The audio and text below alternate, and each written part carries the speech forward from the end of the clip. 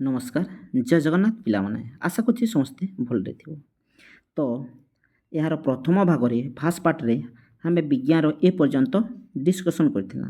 ହଁ ପିଲାମାନେ ଯେମାନେ ଏ ପର୍ଯ୍ୟନ୍ତ ତାର ଫାର୍ଷ୍ଟ ପାର୍ଟକୁ ଦେଖିନାହ ମୋ ଚ୍ୟାନେଲକୁ ଭିଜିଟ୍ କର। ଚ୍ୟାନେଲର ପ୍ଲେଲିଷ୍ଟରେ କ୍ଲାସ୍ 6 ବିଜ୍ଞାନ ବା କ୍ଲାସ୍ 6 ସାଇନ୍ସ ଲେଖା ହେଇଥିବ। ସେଠି ଗୋଟେ ପ୍ଲେଲିଷ୍ଟ ଅଛି। ସେ ପ୍ଲେଲିଷ୍ଟକୁ ଯାଇକି ଏହାର ଫାର୍ଷ୍ଟ ପାର୍ଟକୁ ଦେଖିନିଅ। ଆଜି ଆମେ ଏଠାର ନେକ୍ସଟକୁ ଆମେ ଡିସ୍କସନ୍ କରିବା। ତ ଚାଲ ଭିଡ଼ିଓଟିକୁ ଷ୍ଟାର୍ଟ କରିବା। କିନ୍ତୁ ଆମର ପ୍ରଶ୍ନଗୁଡ଼ିକୁ କେବଳ ପୃଥିବୀ ଭିତରେ ଜିନିଷ ମଧ୍ୟରେ ସୀମିତ ରଖିବା କି ନାହିଁ, ସୂର୍ଯ୍ୟ ଚନ୍ଦ୍ର ଏବଂ ଆକାଶରେ ଚମକୁଥିବା ଲକ୍ଷ ଲକ୍ଷ ନକ୍ଷତ୍ର ଉପରେ ମଧ୍ୟ ଆମେ ପ୍ରଶ୍ନ ପଚାରିପାରିବା।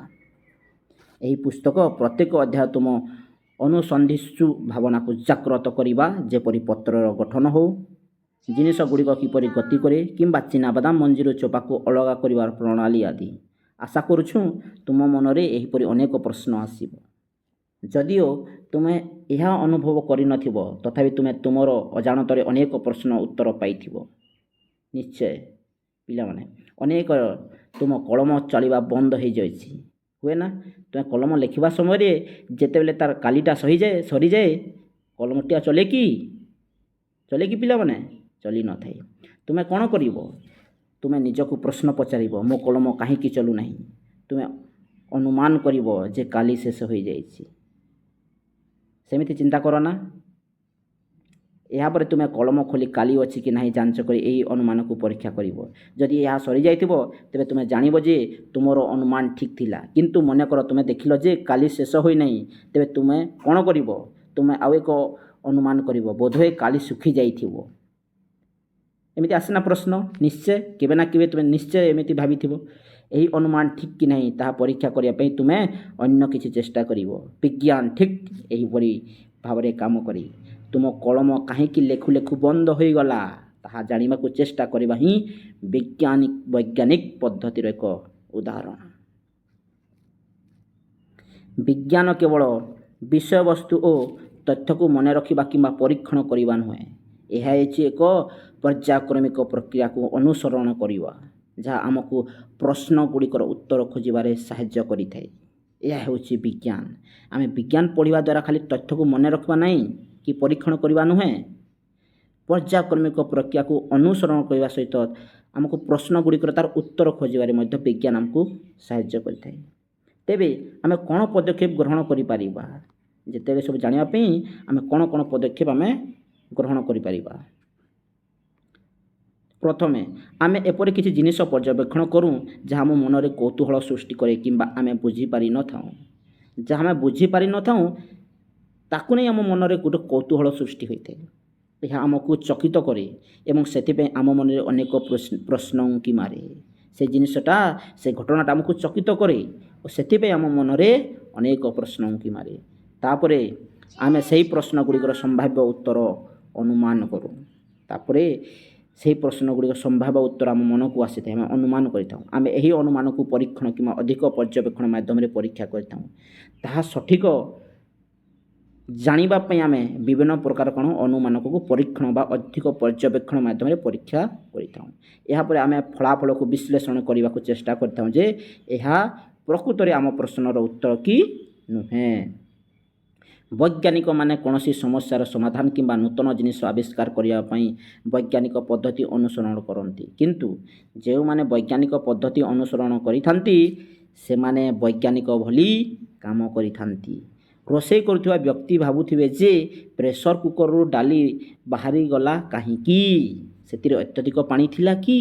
ଏଭଳି ପ୍ରଶ୍ନ ଉଙ୍କି ମାରିଥାଏ। ଯେତେବେଳେ ଢାଙ୍କିଥାଉ ହଠାତ୍ ଯଦି ସେଇଟା ବାହାରିକି ଯେ ତଳେ ପଡ଼ିଯାଏ ଆମକୁ ଏମିତି ଲାଗେ ନା ଅଧିକ ଗରମ ହୋଇଗଲା କି? ଏଭଳି ପ୍ରଶ୍ନ ଆସିଥାଏ।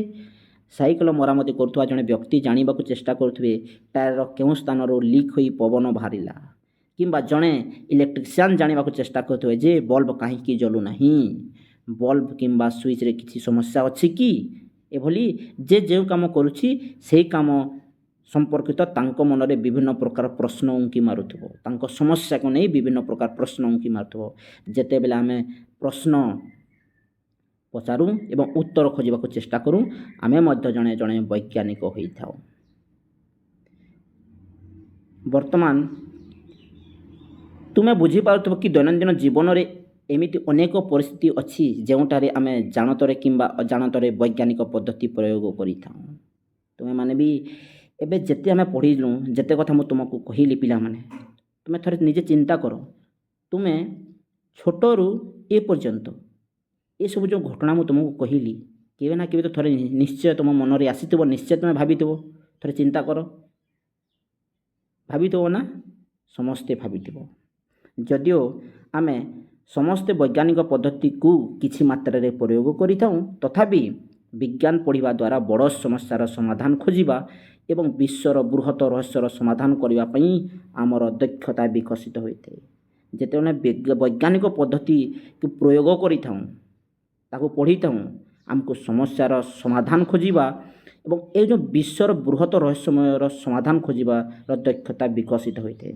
ବିଜ୍ଞାନକୁ ଭଲ ଭାବରେ ଶିଖିବା ପାଇଁ ପ୍ରଥମ ଏବଂ ଗୁରୁତ୍ୱପୂର୍ଣ୍ଣ କଥା ହେଉଛି ଅନୁସନ୍ଧିତ୍ସୁ ହେବା ଏବଂ ନିଜ ଚତୁଃପାର୍ଶ୍ୱକୁ ତନ୍ନ ତନ୍ନ କରି ଅନୁଧ୍ୟାନ କରିବା। ଆମେ ଆମ ଚତୁଃପାର୍ଶ୍ୱ ଯାହା ସବୁ ଘଟଣା ଘଟୁଛି ତାଙ୍କୁ ଆମେ ତନ୍ନ ତନ୍ନ କରି ଅନୁସନ୍ଧାନ କରିବା, ଯଦ୍ୱାରା ଆମେ ତାଙ୍କ ବିଷୟରେ ଭଲ ଭାବରେ ଜାଣିପାରିବା। ଯେତେବେଳେ ଆମେ ଅନୁସନ୍ଧିତ୍ସୁ ହୋଇଥାଉ, ଆମେ କାହିଁକି କିପରି ପ୍ରଶ୍ନ ପଚାରିବା ଆରମ୍ଭ କରିଥାଉ। ମନେ ରଖ ଯେ ଦୁନିଆରେ ଏମିତି ବହୁତ ଜିନିଷ ରହିଛି ଯାହା ଆମେ ଜାଣୁନାହୁଁ ଏବଂ ସେଗୁଡ଼ିକ ଆବିଷ୍କାର ହେବା ଅପେକ୍ଷାରେ ଅଛି। ଏପର୍ଯ୍ୟନ୍ତ ଏମିତି ବହୁତ କିଛି ଅଛି ଯାହା ଆବିଷ୍କାର ହୋଇନାହିଁ, ଆଉ ସେଇଟା ବହୁତ ଜଲ୍ଦି ଆବିଷ୍କାର ହେବାକୁ ଯାଉଛି। ବିଜ୍ଞାନ ସମ୍ବନ୍ଧୀୟ କାର୍ଯ୍ୟ ବ୍ୟକ୍ତିଗତ ଭାବେ କ୍ୱଚିତ କରାଯାଇଥାଏ। ସମଗ୍ର ବିଶ୍ୱର ବୈଜ୍ଞାନିକମାନେ ପ୍ରାୟତଃ ଦଳଗତ ଭାବରେ ଏକାଠି କାମ କରନ୍ତି। ତେଣୁ ଯଦି ତୁମେ ନିଜେ କୌଣସି ଉତ୍ତର ପାଉନାହଁ, ତେବେ ତୁମ ସାଙ୍ଗମାନଙ୍କ ସାହାଯ୍ୟ ନିଅ। ସବୁବେଳେ ଏକାଠି ହୋଇ ଜିନିଷ ଆବିଷ୍କାର କରିବା ଅଧିକ ମଜାଦାର ହୋଇଥାଏ। ଯଦି କୌଣସି ଜିନିଷ ତୁମ ମନରେ ଗୋଟେ ପ୍ରଶ୍ନ ଉଙ୍କି ମାରୁଛି, ତୁମେ ଗୋଟେ ଗ୍ରୁପ୍ ହୁଅ, ତୁମ ସାଙ୍ଗମାନଙ୍କୁ ନେଇ ପିଲାମାନେ ଗୋଟେ ଦଳ ଗଠନ କର, ଆଉ ସମସ୍ତେ ତା'ର ସମାଧାନ ଖୋଜିବା ପାଇଁ ଚେଷ୍ଟା କର। ଦେଖିବ ତାହା ମଜା ଲାଗିବ। ତା ସଙ୍ଗେ ବହୁତ ଜଲ୍ଦି ତା'ର ସମାଧାନ ମଧ୍ୟ ତୁମେ ପାଇପାରିବ। ଅବଶ୍ୟ ମନେ ରଖ ଯେ ଷଷ୍ଠ ଶ୍ରେଣୀରେ ତୁମେ ତୁମର ସମସ୍ତ ପ୍ରଶ୍ନର ଉତ୍ତର ପାଇବ ନାହିଁ। ସବୁ ବିଷୟର ସବୁ ସମସ୍ୟାର ସମାଧାନ ବା ଉତ୍ତର ତୁମେ ଷଷ୍ଠ ଶ୍ରେଣୀରେ ପାଇବ ନାହିଁ। କାହିଁକି? ବିଜ୍ଞାନ ଏ ଷଷ୍ଠ ଶ୍ରେଣୀର ବିଜ୍ଞାନ ବହିରେ ସରିନାହିଁ। ଏ ତ ଆରମ୍ଭ ମାତ୍ର। ଦୁନିଆରେ ବହୁତ ପ୍ରକାର ଘଟଣାମାନ ଅଛି। ତୁମେ ଧୀରେ ଧୀରେ ଯେତେବେଳେ ଉପର ଶ୍ରେଣୀ ପଢ଼ିବ, ଧୀରେ ଧୀରେ ବିଜ୍ଞାନ ବିଷୟରେ ତୁମେ ଜାଣିବାକୁ ପାଇବ। ଚିନ୍ତା କର ନାହିଁ, ତୁମେ ଆସନ୍ତା 5 ବର୍ଷ କିମ୍ବା ତା'ଠାରୁ ଅଧିକ ସମୟ ଧରି ବିଜ୍ଞାନ ପଢ଼ିବ। ତୁମେ ଏଇଟା ବିଜ୍ଞାନ ଏବେରୁ ଆରମ୍ଭ, ଧୀରେ ଧୀରେ ତୁମେ ବହୁତ କିଛି ଆଗକୁ ପଢ଼ିବ। ପିଲାମାନେ ଯେପରି ବର୍ଷାକୁ ଉପଭୋଗ କରନ୍ତି, ବିଜ୍ଞାନ ମଧ୍ୟ ସେହିପରି ମଜାଦାର ଅନୁସନ୍ଧାନର ଗନ୍ତାଘର। ତୁମେ ଯେମିତି ବର୍ଷାକୁ ଉପଭୋଗ କର, ସେମିତି ବିଜ୍ଞାନ ଗୋଟେ ମଜାଦାର। ତୁମେ ବିଜ୍ଞାନ ଯେତେବେଳେ ଧୀରେ ଧୀରେ ପଢ଼ିବ, ସେତେବେଳେ ବିଜ୍ଞାନର ମଜାଟା ତୁମେ ପାଇବ। ତୁମ ବୈଜ୍ଞାନିକ ଯାତ୍ରା ଉପଭୋଗ କର, ଅନୁସନ୍ଧାନ ଜାରି ରଖ ଏବଂ ବିଶ୍ୱର ଆଶ୍ଚର୍ଯ୍ୟଜନକ ରହସ୍ୟ ବିଷୟରେ ଚିନ୍ତା କରିବା ଏବଂ ପ୍ରଶ୍ନ ପଚାରିବା ଜାରି ରଖ। ତୁମ ମନରେ ଯେଉଁ ସବୁ ପ୍ରଶ୍ନ ଉଙ୍କି ମାରେ, ସେ ପ୍ରଶ୍ନ ଉଙ୍କି ମାରୁ, ଯେତେ ପ୍ରଶ୍ନ ଉଙ୍କି ମାରିବ ଜାଣିବା ପାଇଁ ସେତେ ଇଚ୍ଛା ହେବ।